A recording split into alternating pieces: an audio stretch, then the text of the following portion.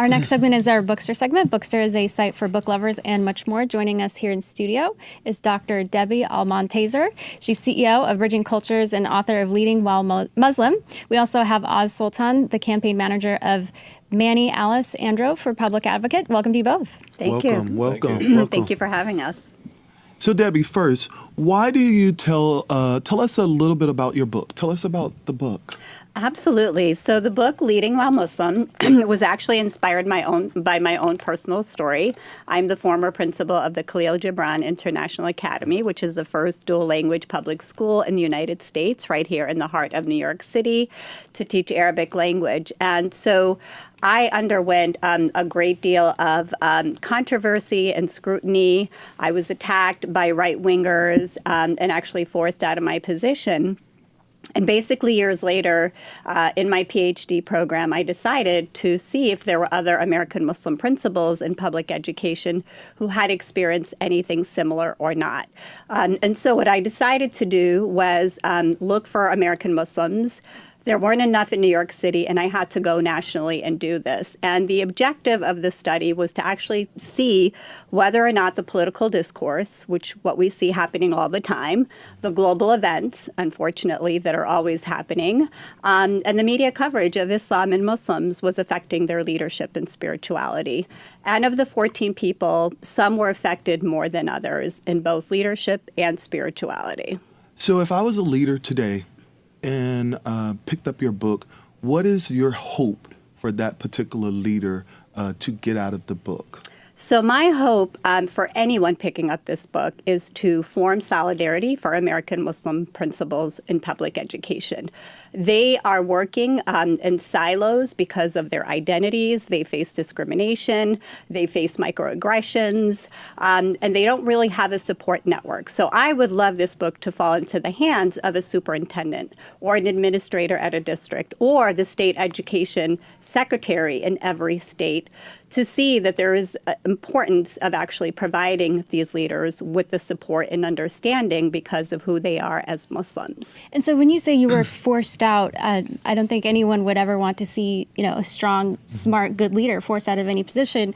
What did that mean? Were you afraid for your physical safety, or what was behind their impetus? And I think sometimes people put political labels on people, and how are you so certain that it was, you said right wing?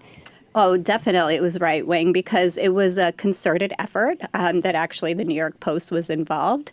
And I was forced out by Mayor Bloomberg at that time and the chancellor of the New York City public school system.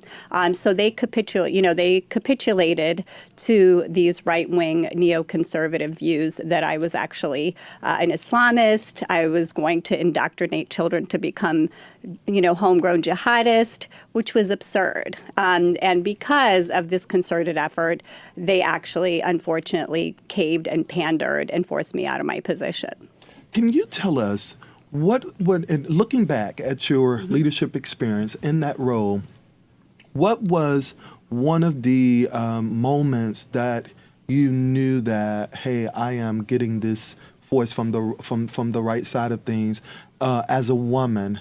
Versus men or another woman outside of your viewpoints? Well, what made me a target was, one, because I'm a hijabi. I wear a hijab.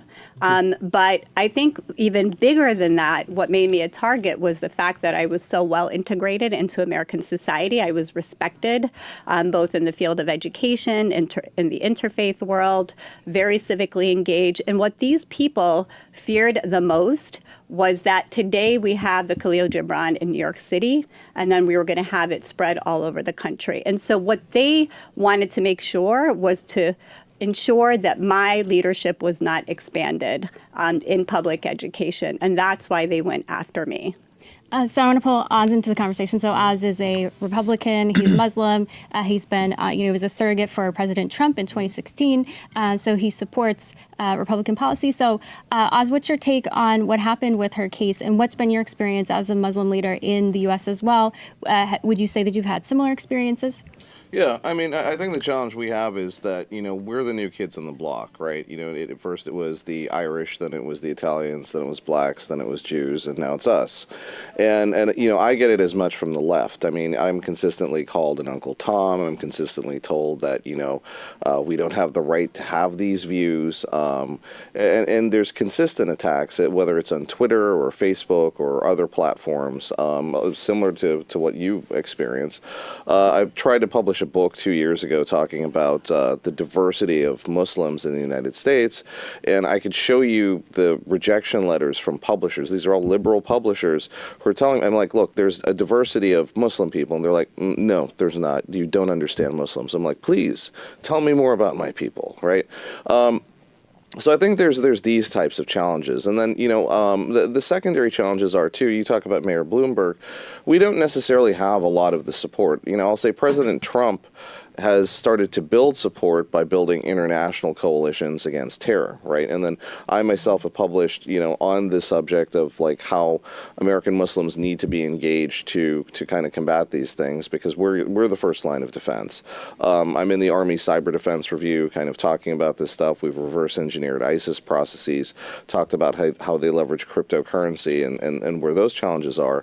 But, you know, coming home to kind of New York, and like what I'm doing locally, Manny Alicandro is running for public advocate, right? And so that's a couple of the things that he supports that supports my communities. One, so the Jews have Shorm Rim. What is that, right? So there's the NYPD, and then there's local police that are ethnic or religious police that are supported by the NYPD in their neighborhoods. So the Jews have Shorm Rim. We finally have the MCP, which is the Muslim, you know, community police, which are Muslims working with the NYPD in uniform, in NYPD uniforms, as police auxiliary to helping to police their communities.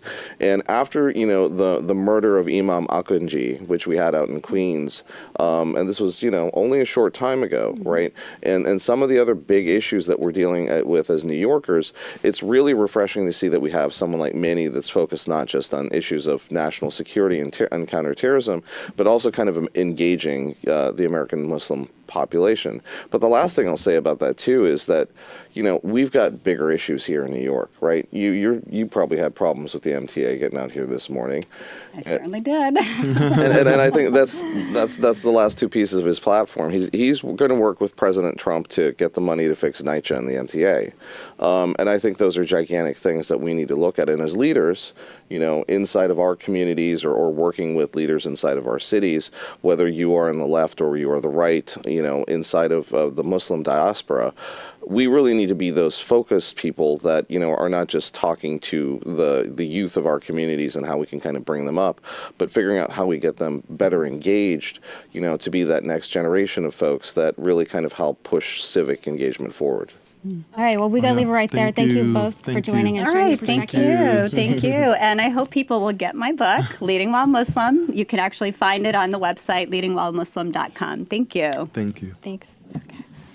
All right.